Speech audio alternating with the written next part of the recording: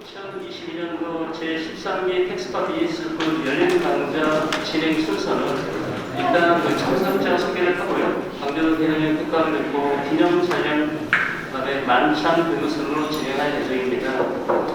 먼저 우리 텍스파비스 스쿨은 지난 2010년도에 시작해서 매년 지금 진행되고 있으며 현재 13기 27명을 포함하여 총 400명이 수료했고 졸업 후에 구성된 총 모임, 그다음에 기스별 모임가 운영되고 있으며 골프의 산업계, 여성 모임의 및 동호회 활동들을 통해서 네트워킹을 강화하고 있습니다. 또 아직은 첫 시작이라 미약하지만 텍스파 보는 자녀들에 대한 장학금 지원은 우리 연합회로 텍스파 활성화에 어떤 관심을 갖고 있으니 원장님께서 많은 참석과 성원을 부탁드리겠습니다. 그럼 오늘 특강에 해주실 강유를 회장님을 간략하게 소개드리겠습니다. 회장님은 72년 태광산업 재직을 시작으로 올해 60년째 섬유 외교를 걷고 계시며 87년 덕산 엔터프라이즈 전신인 덕산 기무 창업 후 올해 35년째 섬유 기업인 덕산 엔터프라이즈를 운영하고 계십니다. 87년 창업 이래 생산 현장 속에서 체득된 기술 혁신을 통해 품질 제일지를 포함하고 시장의 흐름에 한고 앞서서 시장을 먼저 잇고 신기술 도입과 신설 계획을 통해서 고객의 마음에 남는 작품 같은 옷의 원단을 만들기 위해 섬유 외교를 성공적으로 겨루고 계시며 특히 지난 12년 제26회 섬유날 최우수 연구개발 유공자로 인정받아 산업부장을 수상하시는 등 섬유 테크놀로지의 권위자이자 신기술 제품 개척자라고 합니다. 오늘 특강을 위해서 시간을 내주신 강진우 회장님을 큰 박수로 모시겠습니다.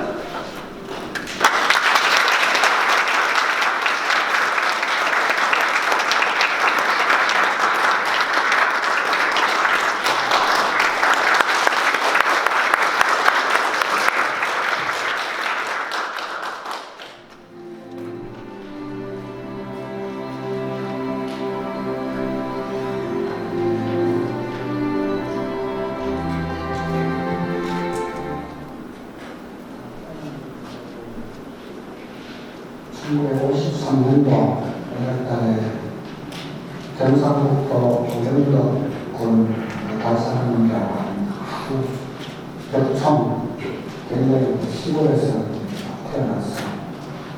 거기서 옥산 초등학교를 졸업을 하고 영덕읍에 있는 영덕중학교를 졸업하고 그다음 대구 공고를 진학해서 대구 졸업을 하고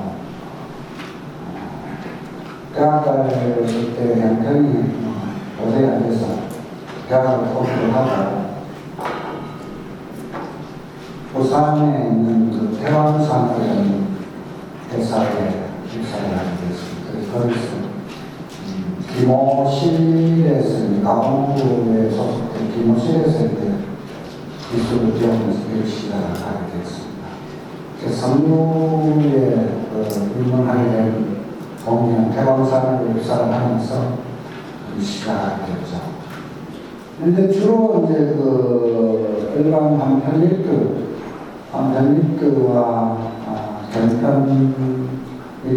경편리트라는 텔코트와 더블라셀 이쪽을 이제 재직을 하고 우리가 이제 자회사인 코텍스라는 염색 공장에 염색을 하고 다시 이쪽으로 와서 이제 그 관할 효과 가공을 해서 관란을 수출하고 매수해드리고 가공하고 하는 제조와 판매를 동시에 같이 하는 그야말로 이제 우리나라 섬유산업이 지금까지 쭉 보면 혼합화돼가지고 무역하는 사람 무역만 하고 그 제조하는 사람은 제조하는데 대표적으로 특히 또 편집공장, 염색공장 이렇게 좀 분리돼가지고 거기서 이제 무역부 사람들이 갔다가 원단을 인가공해서 파는 그런 구조에 대해서 우리는 이제 제조도 다 일관을 하면서 무역도 같이 하는 그런 회사죠. 조금 국내에서는 보기 드문 그런 회사. 미리 예측을 해야 돼. 예측을 하고 이게 지금 이제 원단이 유행을 따르기 때문에 어떤 제품이 새로 개발되지 않으면 이 한 종목만 가지고는 살아갈 수 없다. 그런 예측을 하고 미리 어떤 원단을 개발을 하고 그 설계를 또 구축을 하고 해서 지속적으로 계속 앞을 미래를 보고 이렇게 가게 되면 뭐 100년이든 200년이든 기업이 건설을 할 수 있죠. 선물도 마찬가지. 선물은 인류가 만든 생산이 쓰러지지 않아. 선물은 지속적으로 발전을 할 것이고 지속적으로 어떤 유행을 만들어내는 그런 아이템이기 때문에 나는 그 선물업에 대해 가지고는 굉장히 긍정적으로 생각하고 앞으로 다들 한국에서 선물하기 힘들다 하지만 우리 지속적으로 한국에서 할 것이고 일반 원활한 경쟁이 치열한 아이템을 나타내면서 생산을 하고 좀 여기 한국은 이제 R&D 센터라든가 좀 고부가 가치 제품을 만들어내는 공장에서 지속적으로 유지를 할 것입니다. 베트남도 마찬가지고 한국도 마찬가지고 참고로 원산은 아직 구축을 못했어요. 실 만드는 공장, 그건 돈 워낙 많이 가는 공장이었어. 원산만 써보면 그 후부터는 재질부터 건강까지 완전히 싹 담을 수 있어요. 신 옷에 어떤 물론 디자인도 굉장히 중요하죠. 그렇지만 패션이나 원단이 거의 한 70% 정도는 좌우하잖아요. 원단이 품질이 어떠냐, 이제 색감이 어떠냐, 그걸 전부 원단에서 결정하는 거기 때문에 원단에 대해 가지고는 뭐 요즘 소비자들이 국내 예술 소비자들도 전에 같으면 당연히 뭐 김홍문은 털이 좀 안에 몇 년에 묻어가고 하는 그 당연한 거라고 생각을 해요. 요즘은 뭐 굉장히 민감해요. 뭐 조금만 털이 빠지면 바로 방풍백 가지고 원단체에서 다 물어줘야 되는 똑같이 다 물어줘야 되는 그런 상황. 굉장히 소비자들이 감각이 전에 같지 않고 굉장히 민감하고 세련되게 가는 상황이기 때문에 원단을 만드는데도 정말 엄청난 옛날에는 엄청나게 많은 신경을 써야 되고 그 다음에 이 컬러 감각이라든가 여러 가지로 지속적으로 하죠. 내년도는 어떤 컬러가 유행을 할 것이라는 그런 유행을 리드해가는 데서 그것만 계속 예측을 해가지고 이제 제조업체들한테 이제 정보를 주고 하는 그런 시스템이 되어 있습니다.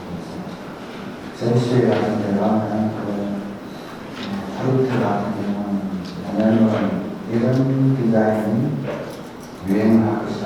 이런 책으로 이렇게 탁 만들어가지고 그 책을 판매하고 그러면 디자이너들이 전부 다 그렇게 보고 이제 디자이너들은 지가 이렇게 돈하고 하는 게 아니고 그런 책 보고 다 골라가 요거 좋다 이렇게 하는 거 이거 만들어주시죠 그런 게 아니고 이제 하는 그런 엄청난 속도가 빠르죠. 개개인의 어떤 그 디자인 능력도 아니고 쫓아갈 수가 없어요. 요즘도 미국에서 미셸 오바마가 이번 것이 전 세계적으로 하루 만에 싹 발견되는 그런 이제 전 세계적인 것들이고 옛날에는 일본에서 여행을 하게 되면 한국으로 돌아온 데까지 3년 걸렸거든요. 그게 한국으로 와서 여행을 하는데, 지금은 일본에서 여행을 하든 미국에서 여행을 하든 파리에서 여행을 하든 일주일 아니면 전 세계적으로 그 여행이 싹 같이 오는 거예요. 그런 굉장히 그래서 지금 그 어떤 여행에 가장 발빠르게 여행하고 쫓아가는 기업이 자라잖아요. 자라 회장이 그 옷장사 해가지고 세계 투자 랭킹 1위에 3년 전에 올라갔잖아요. 그 정도로 이제 발빠르게 그거는 옷을 뭐 연단위로 기획을 하는 게 아니고 주 단위로 기획을 해서 막 그 발빠르게 움직이니까 우리 도저히 따라갈 수 없을 정도로 유명해. 거기 자라 같은데 같이 협력사로 들어가서 일을 하면 엄청나게 힘들죠. 보통 이제 옷을 만드는 거는 이제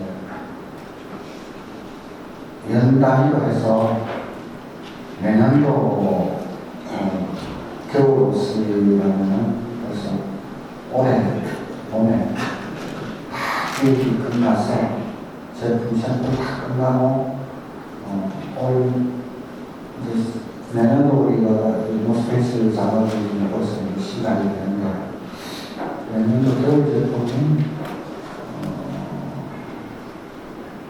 5월달에서 6월달이면 다 나가게 선택이 돼가지고 미국에 들어가서 분류했었는데 8월달부터 시장이 쫙 가는 겁니다. 그 정도는 그 시장은 그것도 좀 빠르다 했는데 지금 그런 정도가 아니고 패스패션한 그런 그 자라의 체내는 그 다음에 유니클로를 그걸 쫓아간다고 서구 브랜드를 시작하는데 GU라는 브랜드를 또 만들어가지고 같이 패스패션을 들어가는데 그런 데는 뭐 원단 주문과 동시에 원단과 옷이 만들어지는 데까지 일주일 원단 주문이 들어와서 원단을 만들어서 옷을 만들어가지고 납품하는 일주일 만에 무진장 빠르게 움직이는 거야. 계속 그 시장 반응을 보면서 이렇게 기획을 하고 막 나가기 때문에 저는 그 같이 그런 어떤 센스가 있어야 되고 빨리 따라가지 않으면 못해. 나이가 이제 벌써 이제 60대 중반을 이제 넘어서 보는데 앞으로 한 10년 동안 이제 베트남 공장을 이제 최전상화 시키고 우리나라 국내에서 덕산의 이상으로 그거를 전상화 시키고 좀 이제 덕산의 확실한 브랜드를 하나 만들어서 브랜드가 이제 회사 가치잖아요. 브랜드를 하나 만들어서 덕산의 브랜드 가치를 이제 높여놓고 10년 후에는 은퇴해야죠.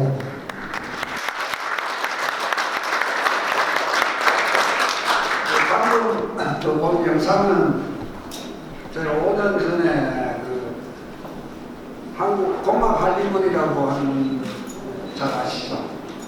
거기에서 인터뷰를 좀 하자고 해서 1시간 한 20분 정도 인터뷰를 한 그 내용의 일부분만 이렇게 영상으로 보내드렸습니다. 저는 이제 그 대충 영상이 나왔지만 그 대학을 또 못 먹었습니다. 또 고등학교 졸업하자마자 이제 일선에 뛰어들어서 기술을 배우면서 이제 지금까지 50년 동안 성교하고 누구에서 나름대로 그 대학의 성교공학과를 나오는 사람들 못지않게 제가 많은 그 연구도 하고 노력을 해봤습니다. 특히 이제 저는 이제 태광산업에 입사를 했을 때 그 정면은 그 옛날 신방적 돌아가셨지만 신방적 정면은 그 사장님의 완전히 수제자가 돼가지고 나중에는 신방적을 저하고 같이 그 동업관계로 운영을 한 17년 동안 했습니다. 했는데 제가 광적 쪽에서 아주 바꾸는 잘하는데 그 영향을 해가지고 그분이 그때 태광산업에 제가 입사했을 때 그 서울대 그 유명한 그 서울대 그 성공학과 수습쪽 있잖아요. 그래가지고 제가 태광에 들어갔을 때 거기 공장장 겸 생산기획부장으로 계시가지고 그분한테 눈에 들어가지고 그분 교육을 계속 받으면서 그러다가 이제 김호도 그분한테 이론적으로 많이 배웠고 그 후에 이제 군대를 갔다 오니까 그분이 경남선두로 상구로 가 계시더라고요. 그래서 내가 태광산업에 재입사를 한다고 그러니까 무조건 자기한테 와야 된다 해가지고 경남선두로 다시 또 잡혀갔어요. 잡혀가가지고 한 2년 반, 3년 정도 경남선두에 근무를 하다가 보니까 이제 그 정은 사장님이 인천에 그 담요 공장이 하나 신설되는데 거기 가서 일을 좀 해줘야 되겠다고 그 사장님 자기 잘 아는 사람인데 사람을 하나 추천을 해달라고 해가지고 제가 인천까지 올라왔었어요. 인천까지 올라와서 인천에서 그 타프트 담요 옛날에 이제 그 태광산업하고 이제 제일 합성하고 담요를 그 두 군데서만 만들었어요. 근데 그 태화산업에서 중동으로 만드는 담요를 광목 위에다가 이제 미싱처럼 이렇게 아크릴 실을 그 박아가지고 그걸 가지고 기모를 해가지고 그 담요를 만드는 타프트 담요 그거를 거기 가서 새롭게 개발해가지고 아주 성공적으로 이제 개발을 했는데 총 설계 내지 가공 책임자가 그때 제 나이가 28인가 그때 나이였어요.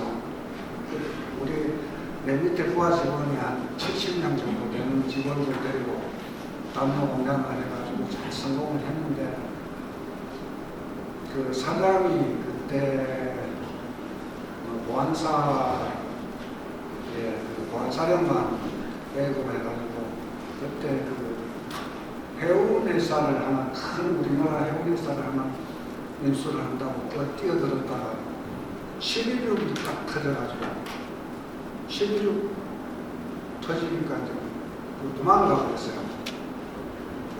홍콩으로 도망을 가면서 회사가 문을 닫게 됐는데 그 전부 직원들 근무하고 퇴직금하고 그거를 제가 나서가지고 그 남은 재고들을 전부 처분해서 일주일 만에 다 해결을 하고 저는 이제 부산으로 다시 내려가지고 부산 내려가가지고 그 조그마한 담요 회사에서 이제 더블라셀 담요를 이제 옛날에는 더블라셀 담요가 이제 그 커팅을 해가지고 프린트를 해가지고 가공을 하면 한 두 겹을 붙여가지고 만든 그 링크 담요였는데 그거를 스페인에서 조그마한 샘플이 하나가 와 있는 거 그걸 보고 같이 그 원단을 개발하자고 해가지고 그 발사 링크 담요를 제가 기모기술자니까 기모기를 대구 원내기계에서 새로 제작을 해가지고 거기 발사에 맞는 그 무기를 개발을 해가지고 그 성공을 시킵니다. 태광산업 하늘앞서 뭐 모든 다른 업체들이 그거를 개발을 하려고 막 안간힘을 썼죠. 그래가지고 그게 후발주자 그 사람들이 쫓아오는데 한 3년 정도 후에는 이제 보편화돼가지고 그 담요를 생산하는 업체들이 한 10개 이상 해가지고 중동으로 담요 수출을 어마어마하게 했습니다.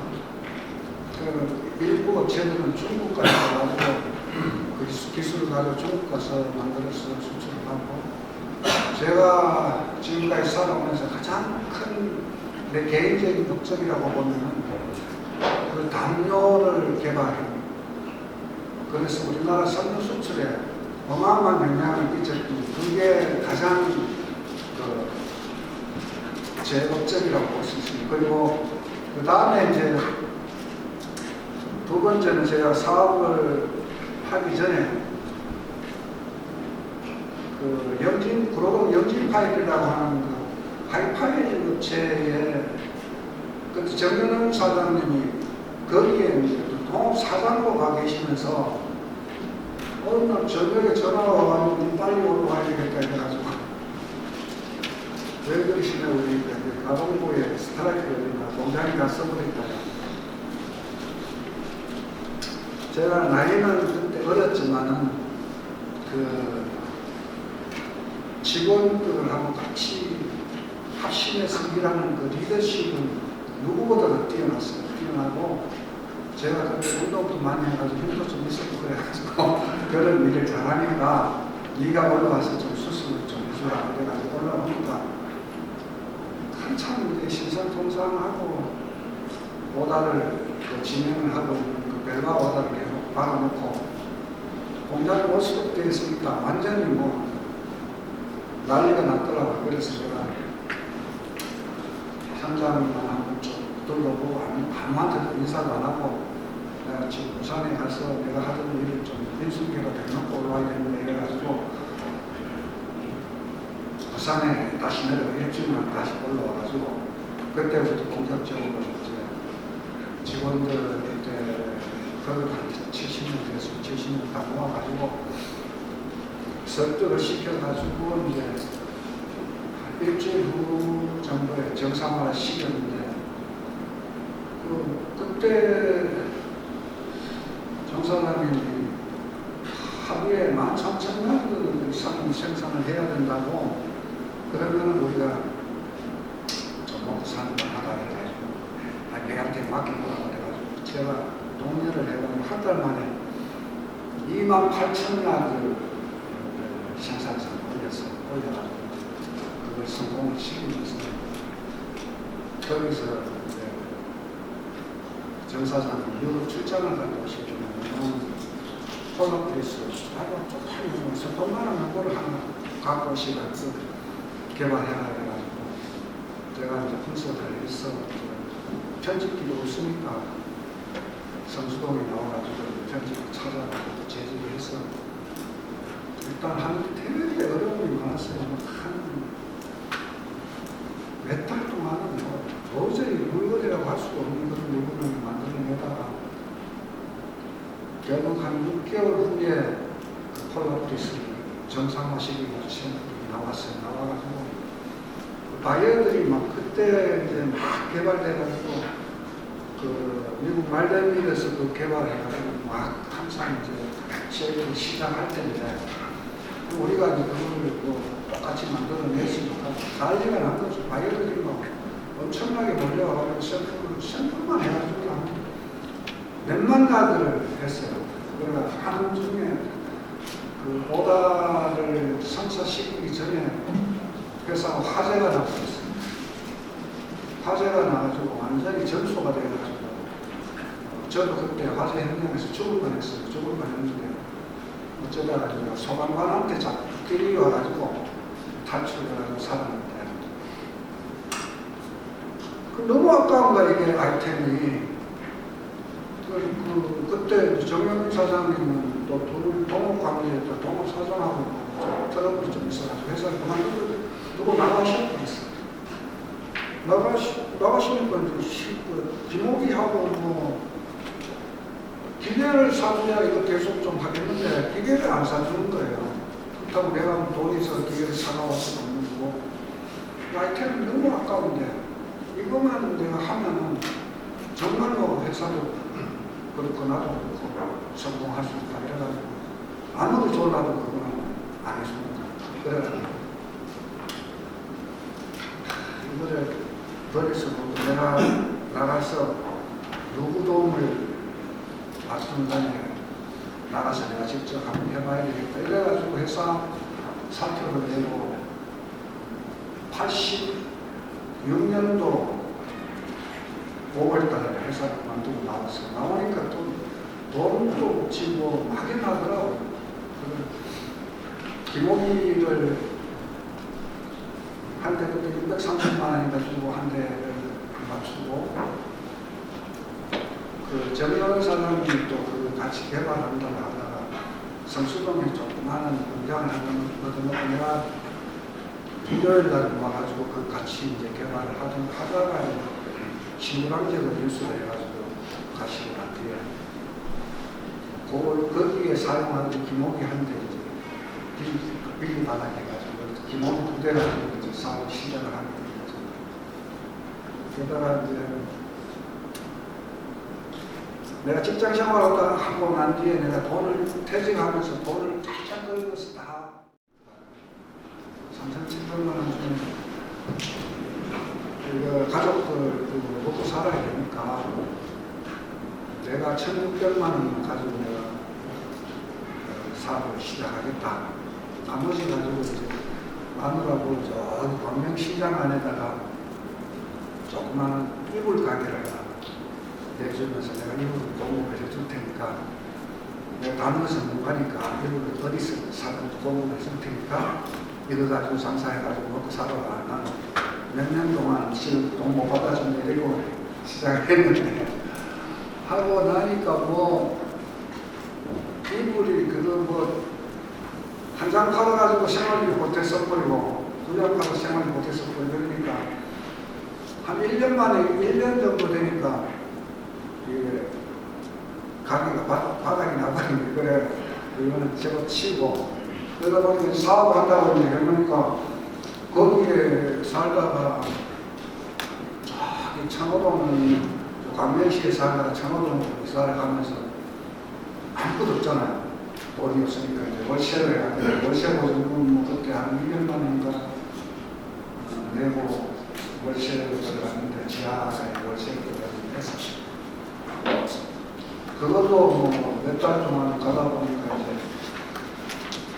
월세를 못 내가지고 성수동에서 막 김호공장 시작을 했으면 이제 쫓겨났어요. 쫓겨나가지고 이제 공장에다 요만하게 합판을 가지고 막아가지고 거기다 방을 만들어가지고 우리가 5식구가 그것을 이제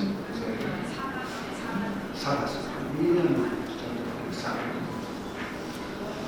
그 일이 좀 들어오면 민가공이 이제 돈이 없으니까 내가 농사 살 돈도 없고 이렇게 하니까 우선 민가공이라도 해가지고 먹고는 살아야 되겠다 해가 민가공 좀 받아가지고 하다 보면 사람도 없지. 그런데 하고 이제 그 마누라하고 우리 동생 이제 그 지금 오늘 좀 가져가는 그 방사장하고 셋이서 밤에 10시까지 일을 했어요. 일을 하다 보니까 애들도 뭐 잠도 못 자고 뭐 난리가 나서 그때 애들이 전부 다 꼬박꼬박한 초등학생들인데 정말로 눈물도 엄청나게 흘리면서 그 전기력을 못 내가지고 한전에서 전기 끊어고 전기를 끊어버리고 나니까 이 공장도 못 돌리잖아요.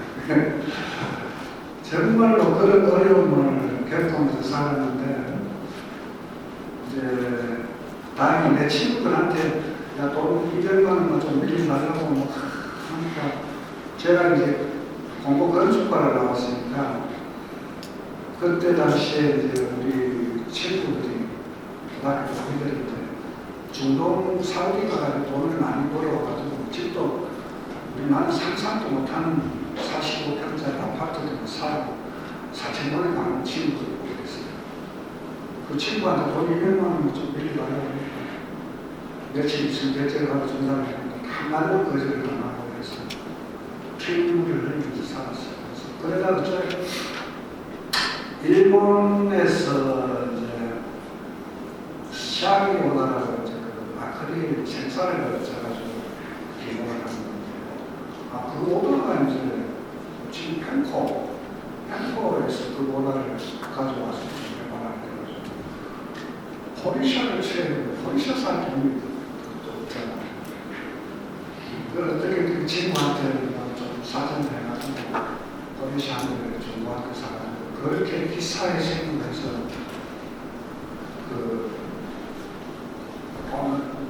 돈이 내가 정말 그 통장에 한 2천만 원 정도만 있으면 정말로 잠좀 자겠다. 한 3개월 하니까 진짜 2천만 원 이상 쌓이는 거예요. 그래서 용기를 얻어가지고 이제 공사를 영진파일에서는 이제 검색사를 가지고 폴라피스를 개발했는데 제가 이제 그 폴라피스를 말대에도 그때 말대 위에서 상상도 못하는 장선율을 가지고 그 폴라피스를 한번 만들어보자. 그런 순수하게 기목수 장선율을 가지고 잘라서 방역사처럼 만들어야 되니까 그 원사를 시간 가서 좀 사가지고 왔어요.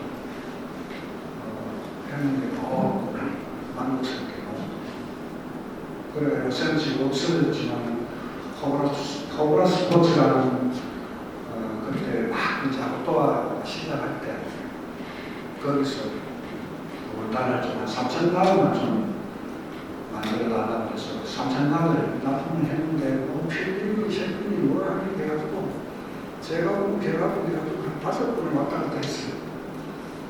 그 과정에서 저만의 콜라보레이션에 대한 노하우를 제가 터득을 그때부터 이제 그 셀프를 돌리면서 오다가 되기 시작하는데 선수는 기모 공장이 75평짜리 공장에다가 기목이 뭐 4대 놓고 샤링기 놓고 버리샤 놓고 공장이 꽉 차버렸는데 아니 콜라보레이션가 덩치가 엄청나게 크잖아요. 작업을 어디 사물 자리가 없는 거야. 오다가 밀려 들어오는데 그래서 경기도 저 남양주 마스오브를 사러 가서 공간을 좀 더 키워가지고 텐트를 놓고 확장을 해서 나가서 거기서 뭐 그 내수 시장에 동대문 시장에서 나갔는데 분위기가 그때 캐시미라라고 해가지고 상인들이 파는데 그 물건을 대주지 못할 정도로 이렇게 바쁘게 그때 꿈같이 한 달에 거의 2억 벌써 그때 한 30년 전인데 한 달에 한 2억 3억씩만 걸리니까 그때는 계산서가 없었어요.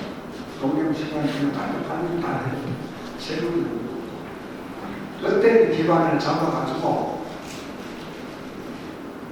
지금 이제 포창공단을 박찬 기전을 해서 슬슬 작업한다고 뭐 정말로 이제 뭐 기목기를 30대 가서 놓고 해가지고 공단을 어마어마한 기목을 키워놨는데 중국분들이 따라와가지고 쫓아와가지고 가격을 상금없이 쳐가지고 오다를 중국에서 싹 다 뺏어가고 있는 거예요. 오다가 이제 없어가지고 공장이 이제 거의 뭐 메탈을 보면 몰다시피 하고 그래서 그때 이제 제가 지금 이제 한참 이제 전 세계적으로 붐이 일어나는 이제 그 폴리에스터를 사용한 털 보아가 이제 보아가 그게 이제 처음에 원래 보아는 아크릴 그 생사를 가지고 그 염색을 한 벌키 생사가 벌키 되는 공사를 가지고 V자로 이렇게 짜가지고 뒤에다 수지를 해가지고 털이 안 빠지게 그렇게 만들었는데 제가 이제 그거를 내가 영진파에도 그 가공을 수없이 해봤고 그래서 이제 아크릴 시대로 가는데 아크릴이 그게 보온성이 없어요. 모양은 좋은데 보온성이 없어요. 폴리에스터 시대로 이제 가야 되는 폴리에스터를 가지고 이걸 보아를 짤 수 있는 방법이 있냐. 그래가지고 여러 그 사람들 자문도 하고 그래가지고 그 대구의 금융기에 최정부라고 그 양반이 고등학교 동기야. 그 친구를 불러올려가지고 이거 개발해보고 싶은데 좀 재직기를 전직을 좀 만들어야 되겠다. 그래 한 3년 동안 수정해서 결국은 성공을 해서 그 특허 기계 특허권을 제가 갖고 있습니다. 지금도 갖고 있는데 특허를 내고 뭐 해서 이제 활성화를 시기간 기계를 초기 단계에 이제 36대를 만들어가지고 내가 36대를 돌리면서 국내에는 내가 없이 판매를 못한다는 조건 아니에요. 그래서 해외 수출 거의 못하게 로얄티를 내가지고 그때 로얄티 수익이 꽤 괜찮았어요. 한 900대 정도를 판매를 하니까 거기에 이제 웬만한 우리가 또 만들어가지고 직접 만들어가지고 공부하고 로얄티 받고 그래가지고 괜찮은데 그게 이제 전 세계적으로 그렇게 하니까 또 중국 놈들이 기계까지 모방을 해가지고 쫓아오기 시작하는데 지금 보아 제품의 전체 지구상에 동되는 보아의 한 80%는 지금 중국이 하고 있고 태국 종스티라는 회사가 이걸 하고 있고 우리가 이거 하고 있는데 그게 지금 현재 겨울 위에 완전히 주전목이 되어버렸습니다. 그걸 원테이프도 하고 그걸 라이닝도 쓰고 완구도 이제 전부 그걸로 다 대체가 되어 있어요. 그 제가 이제 그 솔라셀 발사 그 개발, 그다음에 이제 콜라브리스 장성물로 콜라브리스 만든 거, 그다음에 보아 폴리에스터 보아만 기계 만들어가지고 성공한 거. 그 세 가지는 정말 제가 직접 머리 짜내서 만든 아이템들이 전 세계 시장에 지금 그걸로 다 뒤집어져 씌워져 있다는 그런 자긍심이 항상 있습니다. 생각하고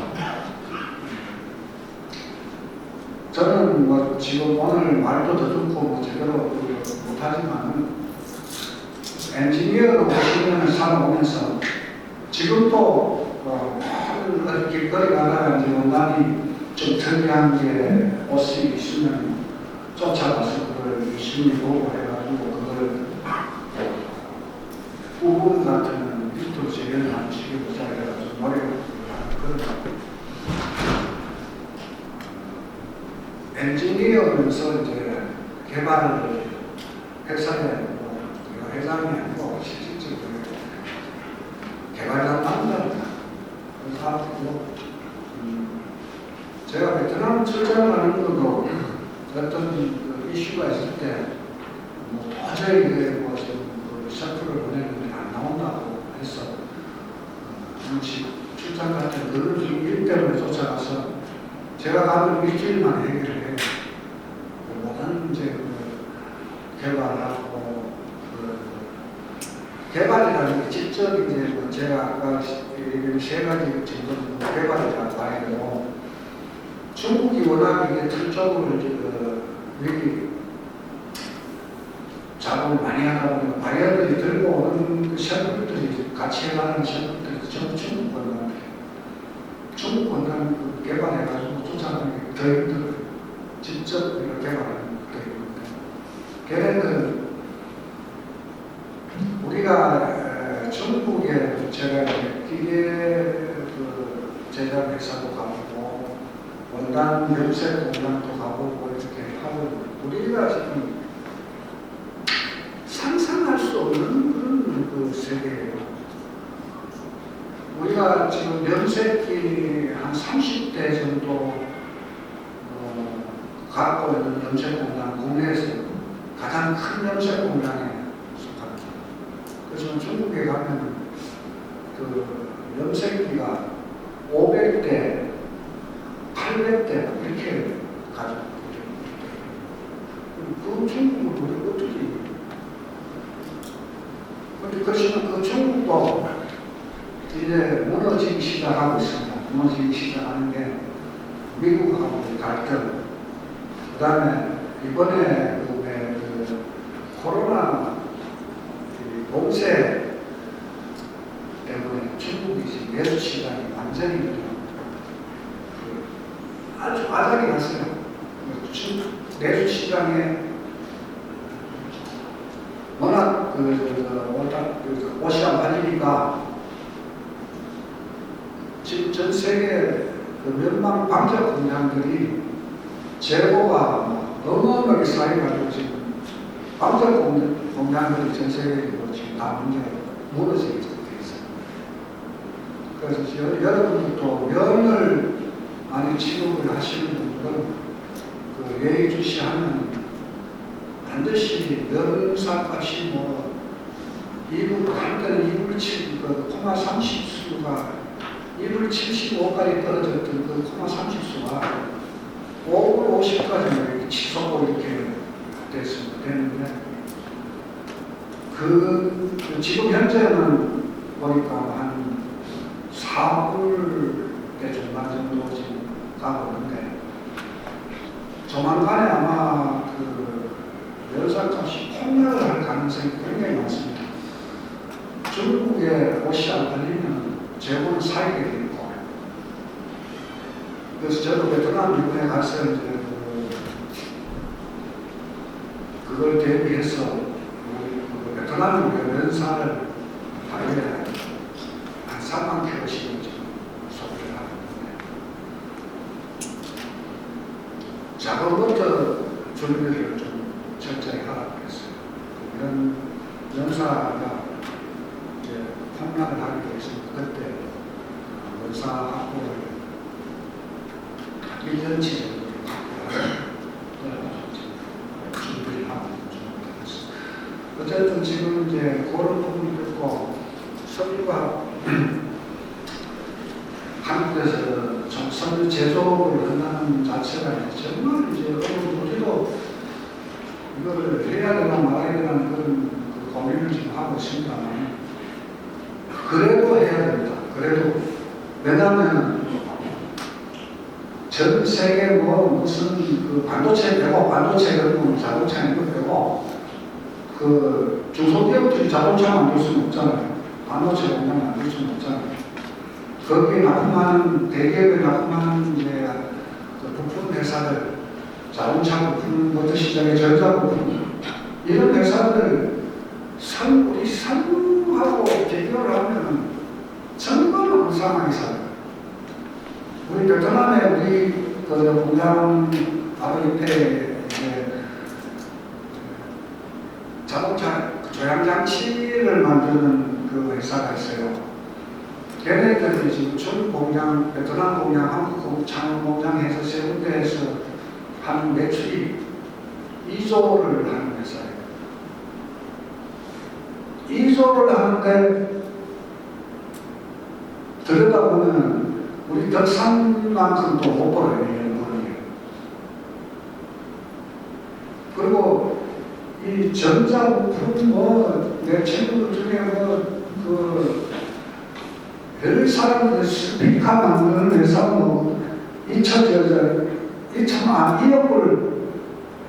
2억불 하는 회사도 우리 한 5, 6천만 불 하는 우리보다도 훨씬 못해요.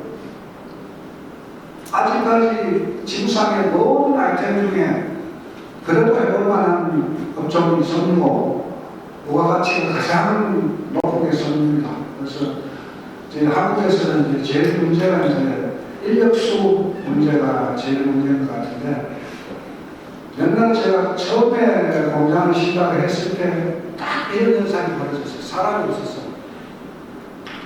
그래서 필리핀 애들이 그때 막 들어올 텐데, 필리핀 애들 몇명 들어왔다 하면 공장들이 걔들 잡고 막 나가지고 아우성치고 이렇게 할 정도로 사람이 없었어요. 왜냐하면 88 올림픽을 기점으로 해서 이제 신도시, 5개 신도시 건설이 한꺼번에 탁 되니까 공장에서 일하는 사람들이 전부 다 이제 건설 현장으로 다 빠진 거예요.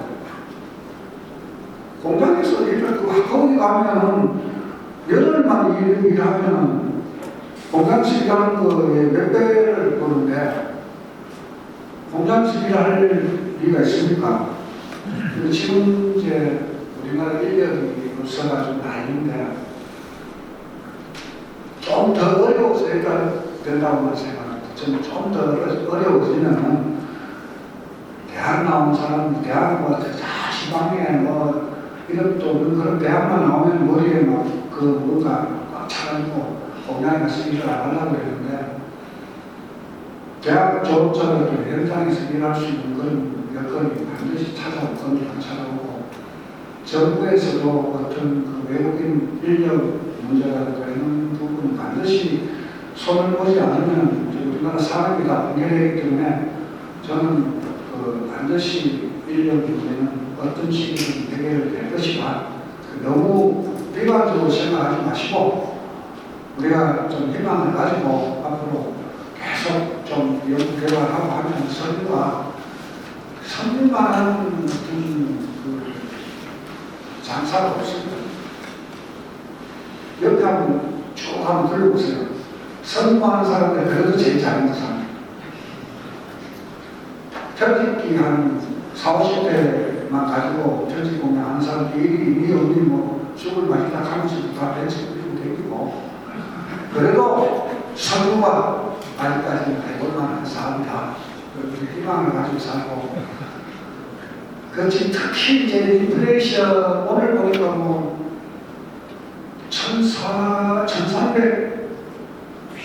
1394원인가 뭐 이렇게 환율이 이렇게 뛰었는데 그게 어떤 원인이라고 오늘 아침에 내가 우리 미국에 있는 딸한테 야, 그 재난지원금 얼마 받았나 사회는 좋더라면 이제 보내라고 가 있으니까 애들 둘 데리고 미국 사는데 지금 새 식구한테 나오는 재난지원금이 그 한 15,000불 정도가 나왔대요. 그 미국 인구 4억 3천만 명으로 따지면 1인당 거의 한 5,000불 정도씩 나왔으니까 요새는 지금 이제 그 주변에 보면 이제 갭하고 그 월마트 쪽으로 그 장사를 하던 사람들이 오다가 아주 없어요. 왜냐하면 미국 사람들은 돈이 있으면 있는 만큼 다 써버리는 사람들이기 때문에 아유 1인당 5,000불이 생겼는데 그 20불짜리 티 사겠어요?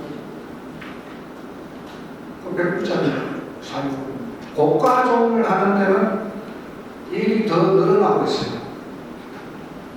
우리는 그 회사 베트남도 그렇고 전국 미국 시장에서 최고가 제품을 하는 회사들하고 하다 보니까 일이 내년도 이제 그 팟캐스팅이 나오는데 거의 한 20% 정도 전부터 늘어서 지금 들어오는 그런 추세인데 월마트하고 지금 저 타겟 핑크 이런 상대어 옷을 파는 사람들 기획이 거의 한 40%씩 줄여버렸어요.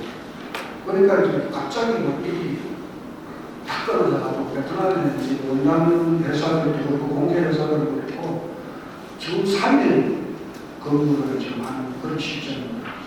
그러니까 너무 물량으로 사고를 하는 걸 항상 그 리스크를 갖고 있고 하기 때문에 좀 그 나름대로 선물을 하는 사람들은 좀 고가 정책으로 적게 팔더라도 그래도 좀 많이 남는 그런 쪽으로 쫓아가다 보면 우리 석유산업, 한국 석유산업이 지금 눈에 보이지 않게 그동안 사회에 있는 그런 노하우가 엄청납니다. 엄청나니까 반드시 한국 석유산업을 다시 한번 부활할 것이라 하는 희망을 가지고 우리가 살아봅시다.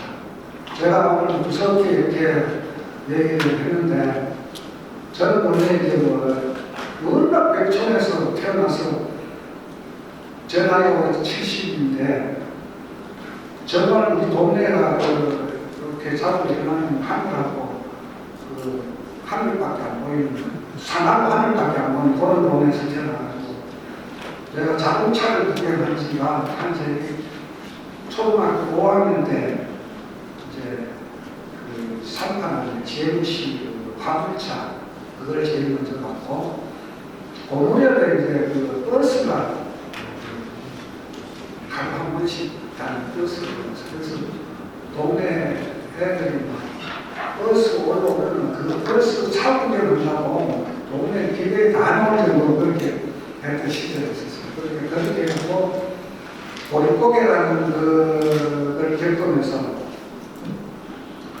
우리 동네에서 집집마다 이제 할 일이 별로 없으니까 애만 만들어가지고 집집만 자식이 8명, 7명, 10명, 10명 이렇게 되다 보니까 먹을 게 없어가지고 이제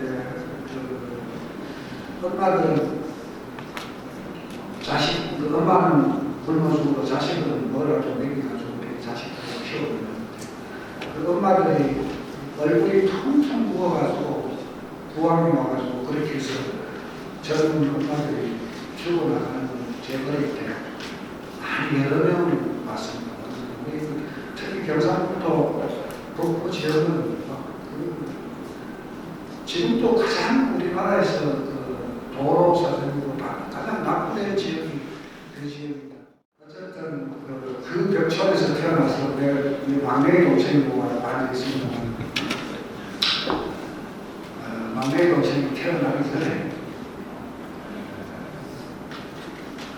배고픈 거를 여러분들 배가 고파서 죽을 것 같다는 걸 느껴봤습니까? 아직 이걸 못 느껴봤습니다.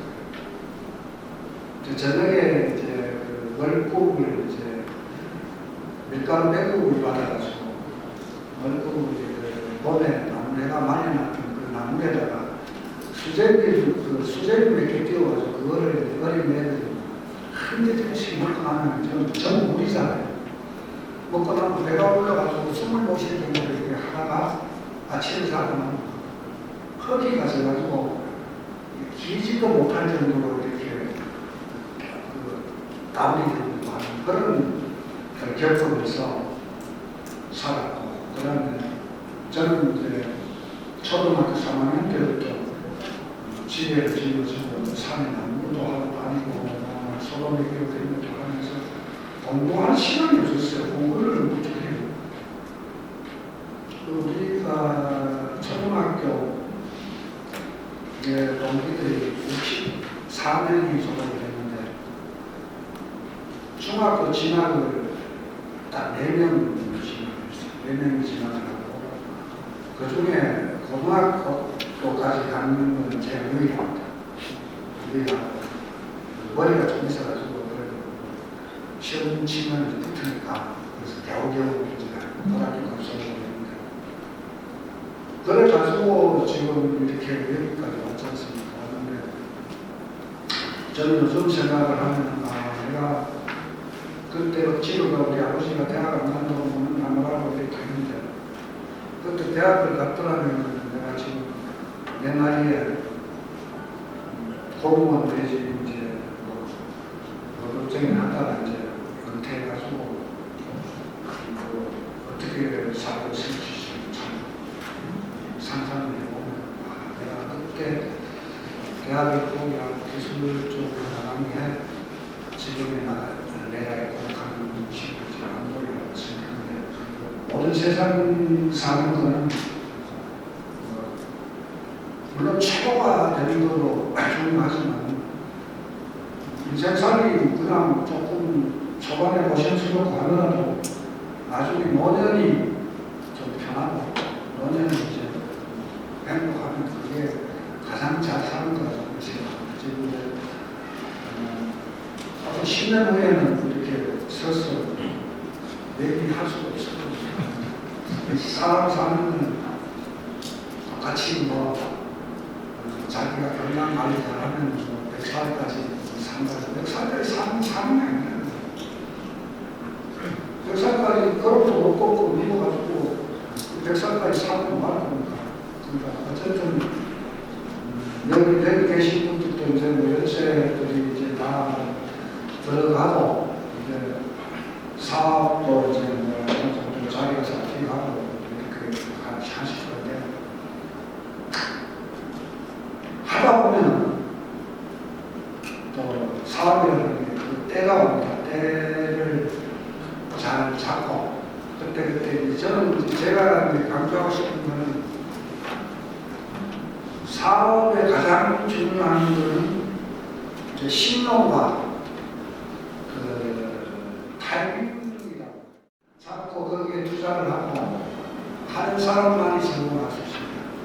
제가 이제 그렇게 뭔가 어렵게 사업을 하고 해도 제가 경남선을 다닐 때 월급을 한 3개월 동안 못 받은 적이 있어요. 그 월급쟁이가 그달부터 3개월 월급을 못 받았으니 어떻게 생활이 어떻게 했어요?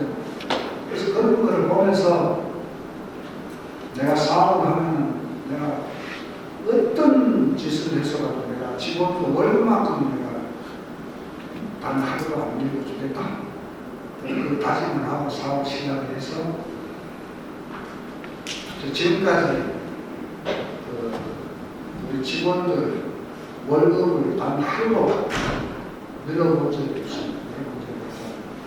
거래처의 결제를 저는 항시 하고 앞당기거나 정확한 그 날짜에 약속한 날짜에 정확하게 결제를 하는 그런 신용 하나를 가지고 지금 여기까지 왔습니다. 그런데 제가 콜라보에서 처음으로 시작을 해서 오다를 그때 하려면 돈이 없잖아요. 돈이 없는데 1억을 이제 빌리려고 그 옛날 상업은행에 찾아가면 한마디로 거절을 당하고 그래서 지인의 소개를 기업은행 상수이가지점을 가서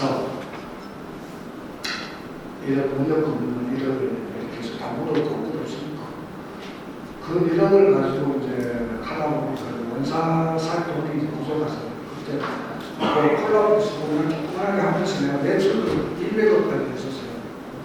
100억까지 했는데 원사 살 돈이 없어가지고 코로나에 그때 그 사장님 박인 사장님이라 강북도 런시도 오는 사장님 찾아가서 내 이래 해가지고 코로나보다고 좀 바쁘고 이러니까 안 먹고 원사 예산부터 주시오. 그때 당시만 해도 담보 없이 대기업에서 원사를 공급받는 건 거의 불가능한 시기였어요. 내가 하도 사정을 하니까 가서 좋다. 그 약속 날짜를 좀 지켜야 돼서 한 17억 정도를 원사를 예산으로 받았어요. 코로나에서. 그게 이제 기반이 돼가지고 막 이제 끌려가면서 한 하루도 원산 대금을 약속한 날짜에 못 갚은 적이 없고 지금도 모든 결제 수단은 그때 이제 다 옛날에 내가 돈 받으러 가가 돈내는 시간이고 돈 받으러 가가지고 2시간, 3시간 잡아먹기 가지고 하는 그런 기억이 있어가지고 절대적으로 그 회사로 돈 받으러 가는 게 없도록 해가지고 거의 벌써 20년 전부터 저도 통장을 했거든요. 기준으로. 그런 신용을 가지고 지금 같이 살아왔어요. 그래서 제가 살아보니까 사업은 신용이라면 없거든. 신용과 달리 딱 두 가지를 오늘 내가 강의 주제를 가지고 얘기하는 겁니다. 어쨌든 어렵더라도 꿋꿋하게 견디면서 모든 신뢰를 쌓고 신용을 쌓고 투자할 일이 있으면 은행에서 빌리든 누구한테 빌리든 해가지고 투자를 하고 그렇게 가다 보면 좋은 날이 올 겁니다. 오늘 두서없이 시간만 낭비하는 것 같아서 죄송합니다.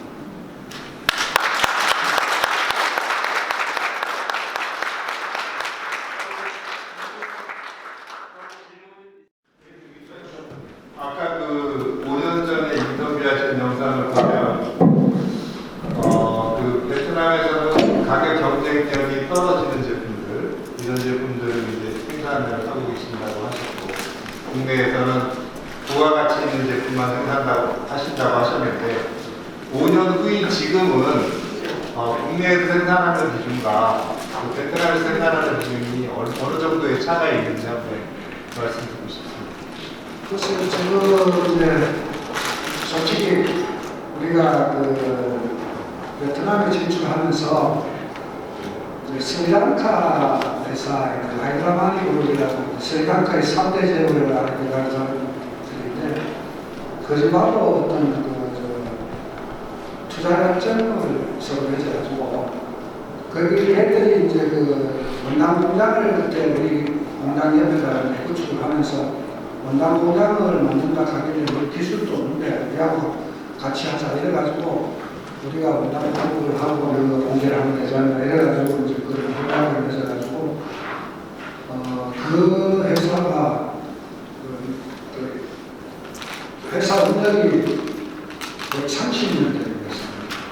30년 동안 이제 동제를 하다 보니까 전 세계에서 동제무역 업력이 가장 깊은 회사입니다. 그래서 미국의 유럽의 가장 좀 좋은 바이어들, 고가 바이어들 이런 바이어들하고만 이제 거래를 하다 보니까 거기서 우리가 원단 개발을 같이 하고 해서 공급하는 게 결코 면 제품이어도 우리는 그렇게 막 싸구려 이렇게 가격이 형편없는 그런 가격으로 가지고 하는 걸 안 합니다. 안 하고 그것도 나름대로 이제 마진이 이제 참아서 작년에는 이제 실적이 좀 좋아가지고 그 주재원들하고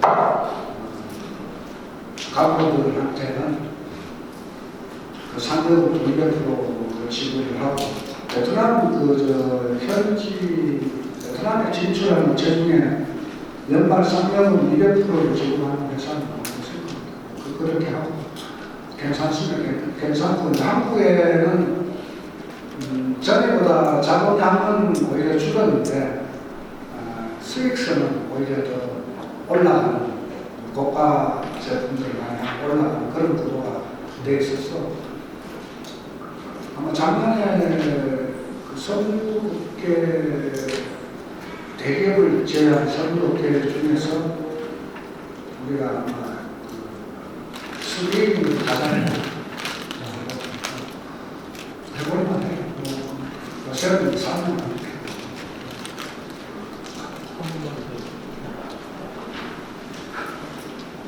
이장님 강의를 들으니까 섬유 중에서도 민간 승리가 계시는구나 해서 섬유론 입장에서 좀 나왔습니다.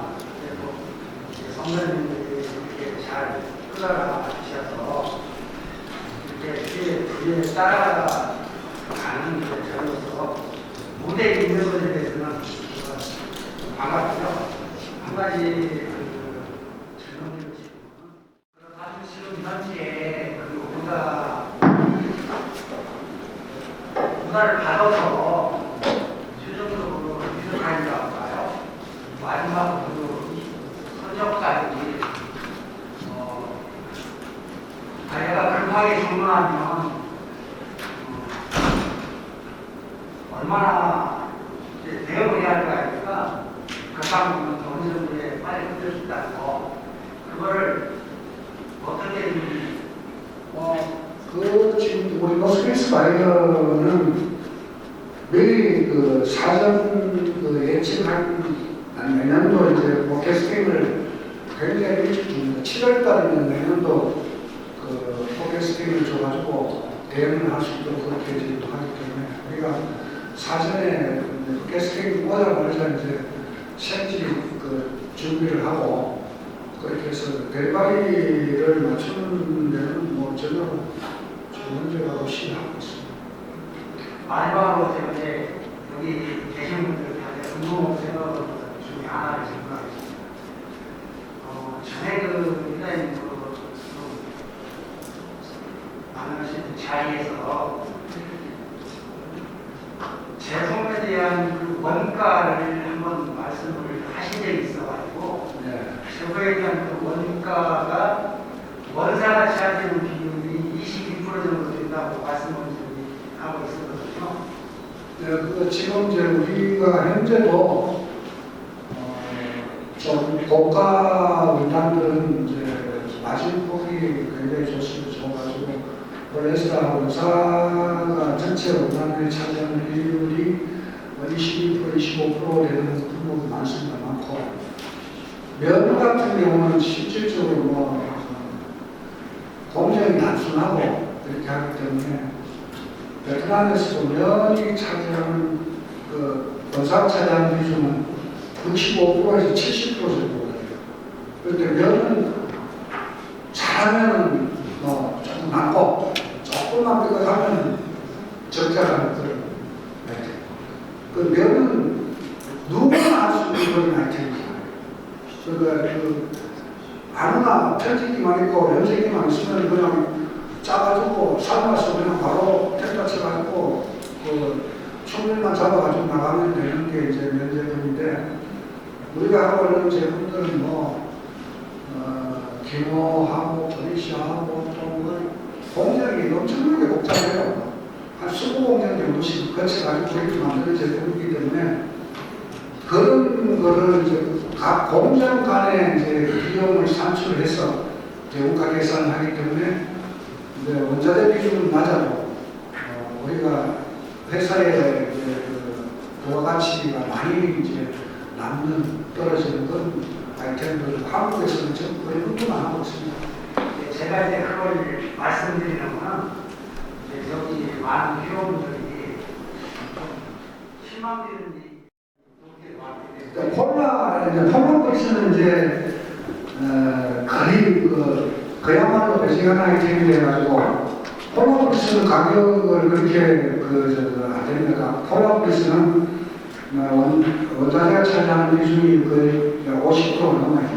50% 넘는데 우리가 폴라브리스 다들 동상한 폴라브리스 회사인 줄 알고 있는데 폴라브리스는 우리 전체 한 작업의 10%가 됩니다. 폴라브리스는 지금 현재 거의 없고 폴라브리스에서 이제 변형된 기모 제품들 이런 걸 새롭게 이제 개발해서 시장에 내면서 거기에 대한 가치를 많이 이제 지금 가져가고 있는 거죠. 그래서 그러니까 선도 산업에서 이제 어쨌든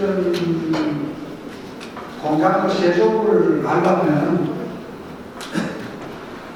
부단히 노력을 해서 조금 남들이 안 하는 특이한 제품, 공정이 가득하고 공정이 여러 공정이 들어가는 그런 거를 개발을 해서 남들이 검증을 못하는 그런 아이템을 개발을 하는 게 사람입니다. 됐습니다.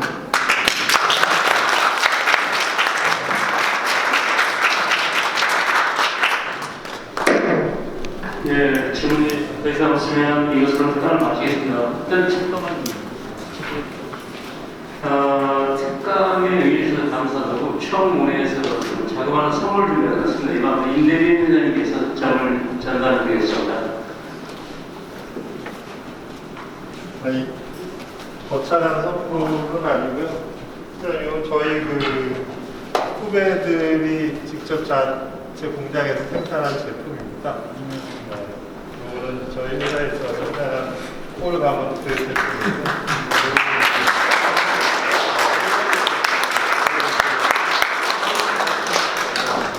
사무총장이 직접 제주한 자켓입니다.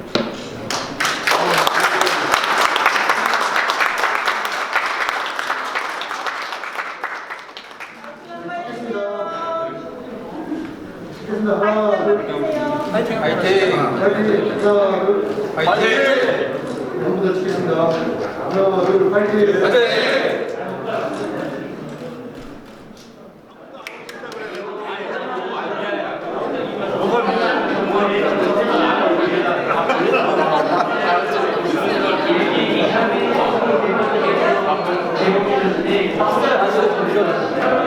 네, 감사합니다.